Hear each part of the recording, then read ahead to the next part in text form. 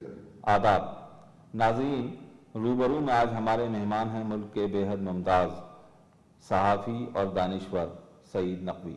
सईद नकवी जिन्होंने 60 के अशरे में एक सहाफ़ी के तौर पर अपने कैरियर का आगाज़ किया।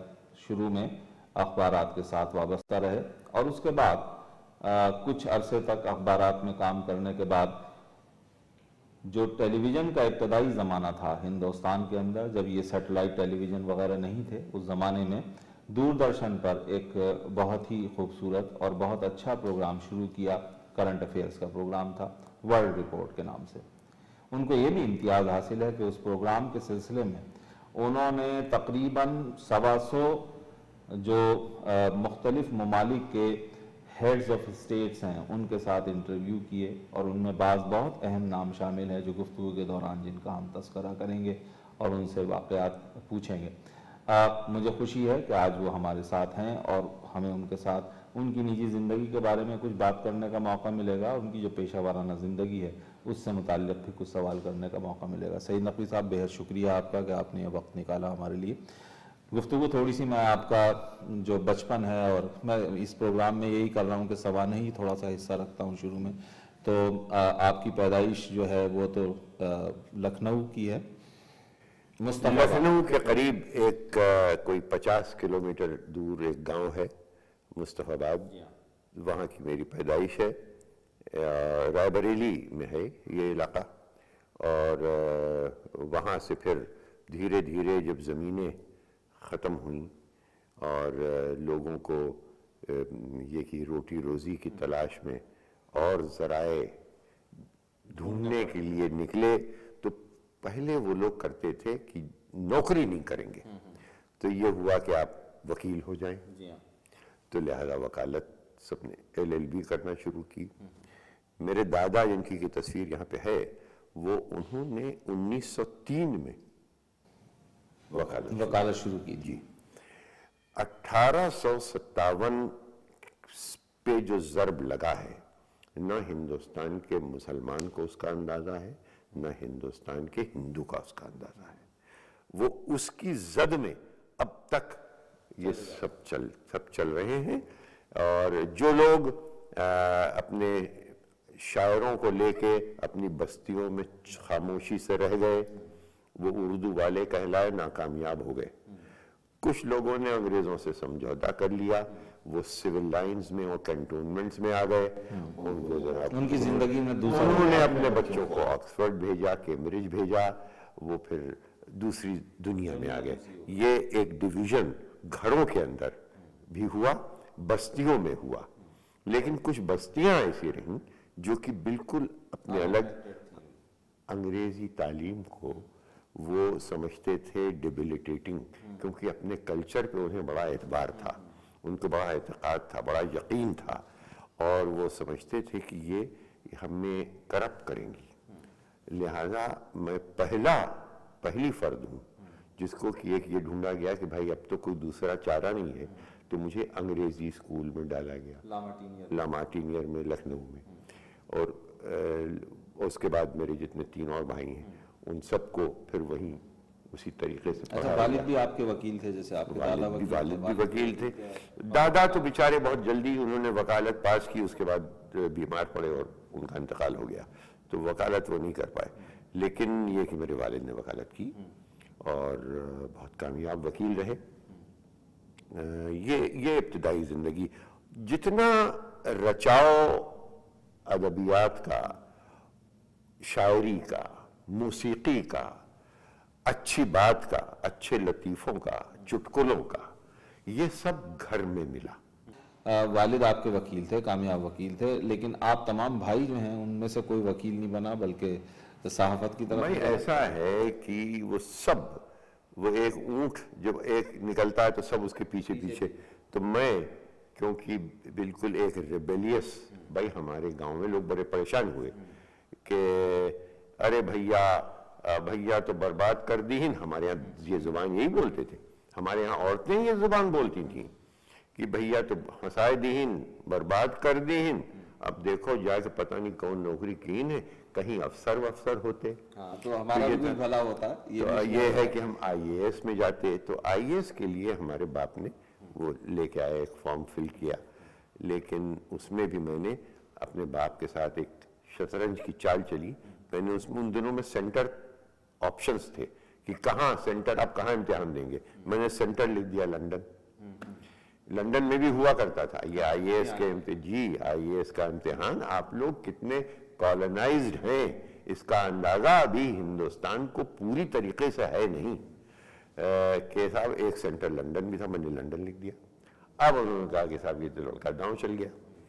پھر میں بہت ہی جلدی ادھر ادھر بھٹک گیا اور جرنلزم میں آ گیا. اور جب میں جرنلزم میں آیا تو جتنے سب بھیا ہم بھیا تھے سب کے, تو جب بھیا اس میں گئے تو سب اس میں آ گئے, سارے بھیا. حالانکہ میری بہن جو کہ تعلیم وغیرہ کے معاملے مجھ سے زیادہ ذہین تھیں, سمجھدار تھیں, لیکن عورتوں کو الگ رکھا جاتا تھا. یعنی جتنے 4 بھائی تھے, 4 بھائیوں کو تو انگریزی تعلیم دلا دی جائے, لیکن جو اور بہنیں تھیں ان کو تعلیم گاہ نسواں, یعنی ان کو انگریزی کلچر سے دور رکھو, اسی میں ہماری بقا ہے. تو اس سے ان کا نقصان ہوا. آخر میں یہ ہوا کہ ہم 4 بھائی جب بڑے ہونے لگے تو بہنوں سے بات نہیں کر پاتے تھے. پھر یہ تو کہیں بعد میں سمجھ میں بات آئی کہ یار دراصل یہی ہے, ہم لوگ تو بے وقوف شاخ, یہ غلط شاخ نکل گئی تھی درخت کی. اچھا, کس سن میں آپ نے اسٹیٹسمین سے اپنا کیریئر شروع کیا؟ کس سن میں؟ 64 میں. 64 کا زمانہ وہ تھا کہ جب وہاں انگریز ایڈیٹر تھے. انگریز ایڈیٹر تھے, پاول صاحب ایڈیٹر تھے وہاں پہ. بھائی اسٹیٹسمین کا کلچر یہ تھا کہ وہاں میلکم مگرج ایسے اسسٹنٹ ایڈیٹر ہم سے پہلے ہو چکے تھے, ایئن سٹیفنز ایسے ایڈیٹر ہو چکے تھے. میلکم مگرج کی جو زندگی تھی اس میں اس کی بایوگرافی ہے, autobiography chronicle of wasted time, اس میں اپنے اسٹیٹسمین کے دنوں کا اس نے تذکرہ کیا. تو انگریزوں کا شہر تھا کلکتہ, کلکتے کا بیس تھا اسٹیٹسمین, اور اس کی ایک شاخ یہاں تھی. تو صاحب وہ یہ ہوا کہ نوکری کیسے کی جائے, اور میں تو شاعر تھا, یہ تھا کہ صاحب میں شاعری کروں گا اور ادبیات میں جاؤں گا تو روٹی کہاں ملے گی. تو 2 جگہ انٹرویو میں بلایا گیا. ایک تو تھا سیاحی, یعنی گھومنا پھرنا. تو ایئر انڈیا میں, ایئر انڈیا کا دفتر جنپتھ پہ ہوا کرتا تھا. وہاں پہ ایک انٹرویو یہ تھا کہ صاحب آپ ایک جونیئر ایڈمنسٹریشن ٹریننگ کی طرح سے آپ لیے جائیں گے. صاحب وہ انٹرویو دے دیا. اس کے بعد اسٹیٹسمین میں یہ تھا کہ آپ لکھنے پڑھنے کا کام کریں گے, آپ جرنلسٹ ہوں گے. اب یہاں پہ ایک طرف تو ایئر انڈیا کا انٹرویو ہے, اور دوسری طرف انٹرویو میں جب وہاں گیا تو پاؤں میز پہ رکھے ہوئے اور سگار پیتے ہوئے, اور اسٹیٹسمین کا پرچہ یوں انہوں نے اینک, بڑی موٹی موٹی اینکیں جیسے مایوپک انسان ہوتا. تو میں دیکھا, مجھے کچھ اچھا لگا, تو انہوں نے سامنے مجھے بٹھا لیا, اور بٹھانے کے بعد یہ کہا کہ کیا چاہتے ہو. میں نے کہا صاحب میں لکھنا چاہتا ہوں. میں یہ سمجھا کہ 1964 میں پنڈت جی ان دنوں میں حیات تھے. میں یہ سمجھا کہ یہ پنڈت جی کی فارن پالیسی کے بارے میں کوئی سوال مجھ سے کرے گا. اس نے کہا کہ تم اس کونے میں جا کے بیٹھو, اور وہاں بیٹھ کے 500 الفاظ میں, یہ اس نے ان دنوں میں ایک کالم نکلتا تھا نیو ڈیلی نوٹ بک. تو نیو ڈیلی نوٹ بک بڑا پریسٹیجس کالم تھا صاحب, وہ ایڈیٹر خود اس کو ایڈٹ کرتا تھا. اس نے وہ دکھایا مجھے, ریک پہ رکھے ہوئے تھے اخبار, انہوں نے کھول کے یہ 400 ورڈز 500 ورڈز. اب میں نے کہا, جواہر لال نہرو کا نام آیا, can you right 400 words on suspense, mangoes, آم. ارے میں نے کہا یہ کیا ہے. اتفاق کی بات یہ ہے کہ میں اس علاقے سے ہوں, آموں کا علاقہ, یہاں کا آموں کا علاقہ. تو اس میں 10 آم کے نام اور 2 قصے, ایک غالب کا قصہ اور ایک جتنے بھی اس کے لطیفے, وہ سب 400 words ہم نے ان کو لکھ کے دے دیے. اور انہوں نے کہا کہ پھر خط آیا میرے پاس کہ ابھی ہم نوکری نہیں دے سکتے کیونکہ مجھے کلکتے سے. تو میں سمجھا کہ یہ بات ٹل گئی. میں ایئر انڈیا چلا گیا. एयर इंडिया ने कहा आपने कहीं और भी नौकरी के लिए ढूंढा है? मैंने कहा साहब वो इस बगल में जगह स्टेट्समैन, मेरे ख्याल में वहां पे उन्होंने कहा है कि वो कलकत्ते। तो उनकी समझ में ये नहीं आया कि एक ही आदमी, ये दो अलग किस्म बिल्कुल मुख्तलिफ नौकरियां, बिल्कुल करीब करीब दफ्तर थे, ये कैसे ढूंढ रहा है? तो उन्होंने मुझे गेज किया और उनका देखिए आप अभी उजलत न करें, आप स्टेट्समैन ज्वाइन कर लिया में जरा इंतजार करिए। स्टेट्समैन का साहब खत आया, इनका खत आ चुका था 700 रुपए महीने, 700 रुपए महीने 1964 में। भाई साहब बहुत बड़ी रकम। अरे साहब आप बादशाह थे। अब ये कि इनका खत आया कि अंग्रेजी में, जाहिर, dear mister Naqvi, even though we cannot offer you employment at the moment, we are willing to take you on as an apprentice trainee for a period of 6 months. यानी 6 महीने के लिए हम आपको अप्रेंटिस ट्रेनी लेंगे, उसके बाद भी हम नौकरी गारंटी नहीं देते। लेकिन अब वो फिक्रा अंग्रेजी ही में है बस। The training you will have received here will stand you in good stead in finding work elsewhere. यानी जो ट्रेनिंग आपको यहाँ मिल रही है उससे आपके काम आएगी और नौकरी ढूंढने में।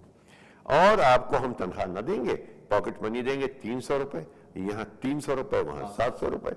मेरा एक दोस्त हुआ करता था हिंदुस्तान टाइम्स में, सक्सेना, मैं उसके पास दौड़ के गया। मैंने कहा यार ये यार कि 300 रुपए में क्या होगा यार, कबाड़ा हो जाएगा। कहने के गधे, you are on to the best job in world journalism. साहब मैंने जाके हाँ भर दी, मैं वहाँ इस तरह से मेरी जर्नलिज्म की बुनियाद पड़ी। आपने उस जमाने में जो स्टेट्समैन के साथ वाबस्तगी का जमाना, उसमें बहुत सारी बहुत इम्पोर्टेंट, बहुत अहम स्टोरीज की हैं, उनके बारे में बताएं कुछ मुख्तसर। बहुत सी क्या शरारतें करते थे। एक तो ये शौक था कि दुनिया में कोई हमें बीट नहीं कर सकता। अजीब और गरीब एक दीवानगी।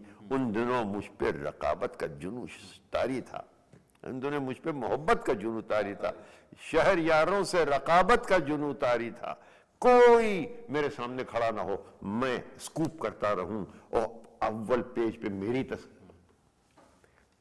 अब जनाब उसके बाद वहां से हर तरह की कहानियां। अच्छा, पहले ही दिन क्या तमाशा हुआ कि एमएल कोथरू मेरे डेप्यूटी चीफ रिपोर्टर थे, बड़ा उनका मेरे ऊपर करम रहा। और वो बाद में एडिटर भी हुए, यहाँ बाद में एडिटर भी, रेजिडेंट एडिटर रहे।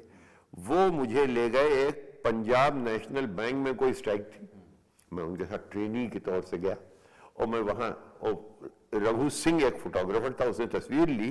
तो पहले ही दिन फ्रंट पेज पे जो तस्वीर छपी उसमें उस ट्रेनी की फोटो, जिसको कि कल एडिटर ने इंटरव्यू किया था, उसने कहा कि रियली। अच्छा साहब, वहां पे जो मेन रूम था, यानी जो जहां पे आप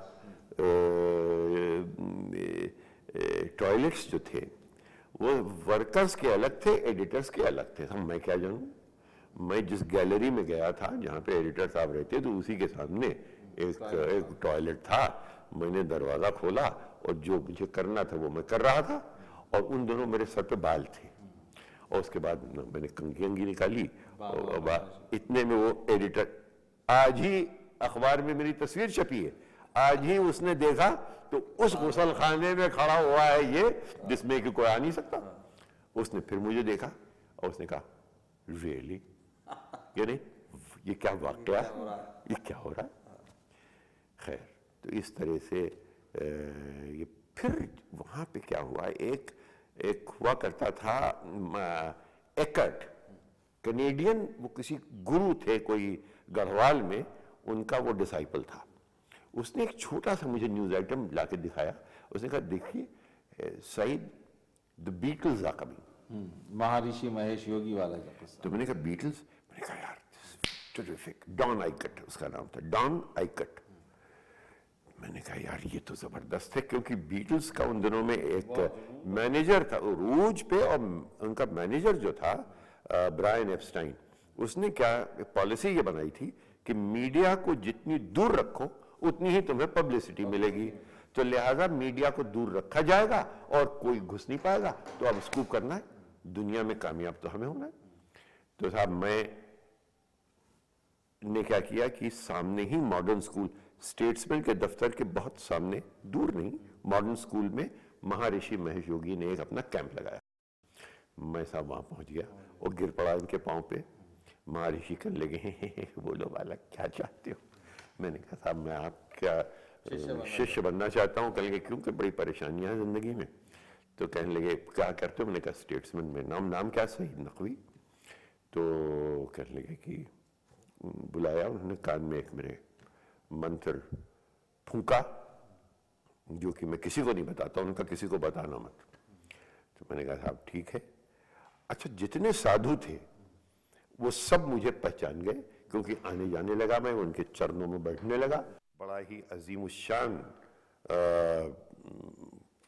कैमरामैन फोटोग्राफर जो बना बाद में, अभी है मेरे ख्याल में हिंदुस्तान में इतना बड़ा फोटोग्राफर पैदा नहीं किया, रघु राय। वो नया आया था स्टेट्समैन में। मैंने कहा रघु हम लोग चल रहे हैं ऋषिकेश, बीटल्स में जा रहे हैं। कैसे?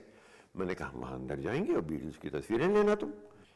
तो हम और रघु एक गाड़ी में बैठे। उन दिनों में स्टेट्समैन ही के रिपोर्टर्स थे जिनके पास मोटर हुआ करती थी, बाकी सब बेचारे, और हम लोग उनको लेके जाया करते थे इधर उधर, बाकी और रिपोर्टर्स को। तो खैर हम गाड़ी में बैठ के ऋषिकेश जब पहुंचे, लक्ष्मण झूले के उस तरफ 84 कुटिया महर्षि का जो आश्रम है, वहां जनाब जब पहुंचे तो दुनिया के बड़े बड़े लगे हुए थे सब। अरे भाई बर्नार्ड नॉसेटा जिसने सॉफ्ट स्टेट लिखी, बड़ा इंटेलेक्चुअल, वॉशिंगटन पोस्ट का, न्यूयॉर्क टाइम्स, डेली मिरर ने टीम भेजी पूरी 6 की in a special plane to go and cover the Beatles. हमारा दोस्त था पीटर हेजलहर्स्ट, टाइम्स लंदन का। ये सब के सब कोई 200-400 जर्नलिस्ट दुनिया भर के, आपको अंदाजा नहीं जो पागलपन था, सब वहां। अब जनाब हम और रघु, मैंने कहा क्या मैंने आपसे कहा था कि मुझे सारी दुनिया को बीट करना है। अब मैं इन सब क्राउड के बीच में से दरवाजे पे पहुंचा जहां पे साधुओं ने इन लोगों को सबको रोक रखा था। पासवर्ड था मेरे पास, पासवर्ड अब कोई सीक्रेट नहीं। मैंने जय गुरुदेव, मैंने कहा जय गुरुदेव। वो सब देख चुके थे मुझे। उनका कि इनको अंदर करो। तो मैं अंदर गया, मैंने महर्षि देखा तो वहां पे उधर महर्षि बैठे हुए और सिल्वन सराउंडिंग पेड़ हैं, उनके बीच में वो जॉन लेनन और वो पॉल मैकार्टनी और वो रिंगो स्टार और ये जॉर्ज हैरिसन और 10-15 और 20 और लोग। मैंने कहा फोटो, ये फोटो चाहिए। तो मैंने साधुओं को बुलाया। मैंने कहा देखो, कोई बाहर से अगर अंदर आए मुझसे पूछे बगैर कोई नहीं आएगा। तो वो समझे कि ये इनके पास अथॉरिटी है कि ये साहब, ये तो रोज आना जाना था इनका महर्षि के पास, मैं कोई अंदर नहीं आने पाएगा। कहेंगे ठीक है। मैंने कहा आप ये पर्ची लिख रहा हूं, ये इस एक आदमी को, मैं अकेला नहीं मैनेज कर पाऊंगा, इस एक आदमी को आप बुला लाइए, इसका नाम है रघु राय।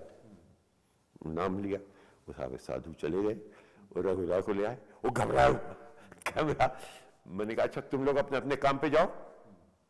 मैंने रघु से कहा तू कैमरा यहां पे रख मेरे भाई, देख वो तस्वीर है, ये तू जल्दी से क्लिक कर और कैमरा लेके भाग यहां से। उसने यहां पे भाई साहब शोल्डर पे अपना जूम लेंस रखा और वो शूट किया और शूट करके मैंने कहा बस अब जाओ। क्लिक क्लिक क्लिक 2-3 करके वो भागा। वो जनाब तस्वीर जो है, उसके बाद रघु राय दुनिया के जो इतने बड़े फोटोग्राफर, न्यूज फोटोग्राफर, वो फनकार है लेकिन न्यूज फोटोग्राफी में उसने उसको बना दिया। अच्छा, ये जो इन 71 की जंग के बाद का जमाना था, 71 की जंग में मुझे कायदे से होना चाहिए था बांग्लादेश में, क्योंकि वहां, लेकिन एडिटर में जाने लगा, तैयार हो गया, लेकिन फिर मुझे रोका गया कि आपको वहां बंगाली पंजाबी मुसलमान समझेंगे और मार देंगे। तो फिर यह हुआ कि इनको छम सेक्टर में भेजा जाए। छम सेक्टर जो है वेस्टर्न सेक्टर में। उन दिनों में ये था कि साहब ये जंग देर तक चलेगी कि नहीं। वो यहिया खां का फेमस स्टेटमेंट, ये जंग जारी रहेगी, याद है आपको? तो नशे में हम लोग भेजे गए کہ آپ لوگ جلدی جلدی یونیفارم پہنیے کیونکہ یہ جنگ لمبی ہے. تو یہ جو قصہ ہے کہ کیا کوئی دوسرا پلان تھا, کیا کہیں اور آگے تک لے جانے کی بات تھی, وہ اس لیے مجھے اس میں ایک ایویڈنس صرف اتنی ہے کہ اوپر سے سگنل آیا تھا کہ ان سب کو بھیجو کیونکہ ان کو وار کورسپونڈنٹس یعنی ملٹری یونیفارمز میں آنا ہے. جب وہاں پہنچے یونیفارم لے کے, فوجی افسر بن کے, گرین بیرے لگا کے, جنگ ختم ہو گئی. لیکن اس کے بعد بھٹو جب آئے اور شملہ میں ہوا یہ کہ اچھا اب ظاہر ہے اسٹیٹسمین کے باقی سینئر لوگ جو ان کو بات پسند نہیں آئی کہ یہ کل کا لڑکا یہ کہاں سے پہنچ گیا صاحب انٹرنیشنل کانفرنس میں. اب ایڈیٹر بھی چپ, اور مجھے معلوم ہے کہ کیا ہوا, ٹیلی فون آیا تھا اور کسی سرکار نے ایسے کوئی زبردستی نہیں کی جا رہی تھی, لیکن تھے تعلقات. وہ ہوتا ہے. اور ڈی پی دھر ایک بہت پاورفل آدمی تھے. ڈی پی بہت پاورفل کے علاوہ بڑا چارمنگ آدمی تھا, جو کہ بعد میں ڈائریکٹر جنرل ہوئے دوردرشن کے. وہ ان دونوں میں پروگرام آفیسر تھے, اور انہوں نے کہا کہ سعید ایک کام کرو, بے نظیر بھٹو سے انٹرویو کرو, کیونکہ بھٹو صاحب تو ان دونوں ملوث تھے بہت ہی اوپر. تو میں نے کہا ٹھیک ہے. ان دنوں میں صاحب 19 سال کی یہ انڈر گریجویٹ فرام آکسفورڈ یہ آئی تھی, اور کوئی 45 منٹ کی گفتگو ہوئی. میرا خیال ہے شاید پہلا انٹرویو ہوگا پہلا, اور ان دنوں میں میرا پہلا انٹرویو اس قسم کا. نہیں, آپ نے اس کے بعد جب یہ ورلڈ رپورٹ پروگرام شروع کیا 84 میں کیا. ایسا تھا کہ میں نے رام ناتھ گوئنکا جی جو میرے کے جو اس اسٹیٹسمین کے بعد میں انڈین ایکسپریس آ گیا تھا. میں باہر چلا گیا تھا, باہر میں پرنسٹن یونیورسٹی میں تھا, پھر وہاں پہ باسٹن گلوب میں. وہ ایک لمبا قصہ ہے. آپ نے بہت بھرپور زندگی, ایک صحافی, میرا خیال ہے کہ بہت کم صحافی ہندوستان میں ایسے ہوں گے کہ جنہوں نے اتنی بھرپور زندگی گزاری ہوگی. یعنی 110 ممالک کا سفر کرنے کا مطلب یہ ہوتا ہے کہ 110 تہذیبیں, 110 زبانیں, 110 قومیں اور 110 کلچرز ان سے آشنائی. تو یہ ایک بہت بڑی چیز ہوتی ہے جو بہت کم لوگوں کو نصیب ہوتی ہے. کبھی لگتا ہے کہ کوئی کام چھوٹ گیا ہے جو آپ کرنا چاہتے ہوں؟ بس وہ یہ تھا کہ میں ہمیشہ راجیو گاندھی سے میں نے کہا, اٹل بہاری واجپئی جی سے کہا, اندر گجرال صاحب سے کہا, دیوے گوڑا سے رابطہ نہ ہو سکا, نہیں بنا. لیکن ہمارے منموہن سنگھ صاحب سے بات ہوئی, اور یہ کہ ہندوستان کا اپنا ایک انٹرنیشنل چینل ہونا چاہیے, اور وہ چینل میں سعید نقوی کو نوکری نہیں چاہیے, ہندوستان کو وہ چینل چاہیے. اس کے بغیر آپ بڑی ہائی ٹیبل پہ نہیں جا پائیں گے. Sources of information, he who controls the sources of information has power. وہ پاور, قوت آپ کے پاس نہیں آئے گی جب تک کہ آپ پیسو ریسیپینٹ رہیں گے انفارمیشن کے. بغداد میں آج کے دن کیا ہوا, آپ کو جب وہی منصف, وہی مدعی, وہی جج, وہی جورر اور وہی جناب آپ کے انفارمنٹ, یہ کوئی دنیا ہے؟ یہ ہے. اگر وہ بن جائے تو مجھے بڑی میں اطمینان سکون کی سانس لوں گا, اور آپ کے ساتھ بیٹھ کے جو شام کے وقت اچھی خوبصورت باتیں ہو سکتی ہیں وہ کروں, آپ کو اچھے اشعار سناؤں. میری دعا یہی ہے کہ آپ کی یہ خواہش پوری ہو اور مجھے آپ کے ساتھ اچھی گفتگو کرنے کا موقع دوبارہ ملے. شکریہ آپ کا بہت بہت. شکریہ آپ کا کہ آپ نے وقت نکالا اور یادیں تازہ کی آپ نے.